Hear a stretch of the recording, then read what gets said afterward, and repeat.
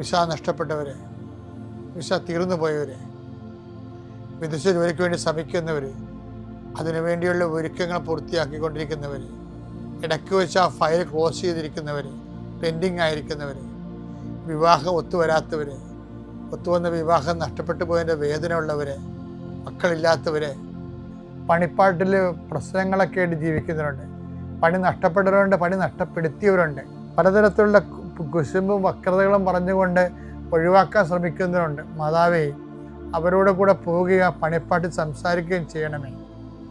അവിടെ മനസ്സെല്ലാം മാറ്റി പ്രതിയോഗികൾ നിന്നിൽ ആശ്രയിക്കുന്നവന് ജീവിച്ചു പോകാനുള്ള സാഹചര്യം ഉണ്ടാകാൻ ഇടയാക്കണമെന്ന് പ്രാർത്ഥിക്കുന്നു. കടമ്പകൾ കടന്നിട്ട് വേണം പല ഫയലുകളും ഒപ്പിടാനും പല വിഷയങ്ങൾക്കും തീർപ്പാക്കാനും.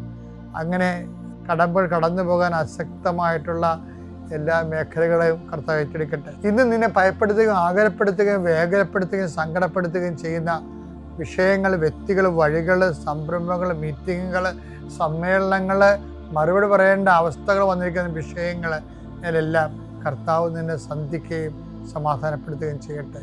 വെള്ളമില്ലാത്തവർ, ഒത്തിരിയേറെ കുഴൽക്കിണർ കുത്തിയിട്ടും ഒത്തിരി ആഴത്തിൽ കുത്തിയിട്ടും പണം നഷ്ടപ്പെട്ടിട്ടും വെള്ളം കാണാത്തവർ, ആ സ്ഥലം വിൽക്കാൻ പറ്റണില്ല, അവിടെ ജീവിക്കാൻ പറ്റാത്ത വിഷയത്തിലുള്ള എല്ലാ മക്കളെയും കർത്താവിൻ്റെ നാമത്തിൽ ആശീർവദിക്കുന്നു. കർത്താവേ, ഇന്നത്തെ യാത്ര, ഇന്നത്തെ സംസാരം, ഇന്നത്തെ കമ്മ്യൂണിക്കേഷൻസ്, ഇന്നത്തെ ഒപ്പുകൾ, ഇന്നത്തെ എഴുത്തുകൾ, ഇന്നത്തെ ഉപയോഗിക്കുന്ന വാഹനങ്ങൾ, കർത്താവ് ഇന്ന് ചെയ്തു തീർക്കേണ്ട എല്ലാ ഉത്തരവാദിത്തങ്ങളും കണ്ടുമുട്ടുന്ന എല്ലാ വ്യക്തികളുടെ മേലും എൻ്റെ മക്കളുടെ മേൽ കർത്താവിൻ്റെ ശക്തി പ്രവർത്തിക്കുകയും മാതാവിൻ്റെ മധ്യസ്ഥത്തിൽ സഞ്ചാരി മാതാവ് സമയത്തിൻ്റെ അധികാരം നിലമേലങ്കിയാൽ നിങ്ങളെ പൊതുകയും സന്തോഷത്തോടെ നിങ്ങൾ രാത്രി തിരിച്ചു വരാൻ ദൈവം അനുവദിക്കുകയും ചെയ്യട്ടെ.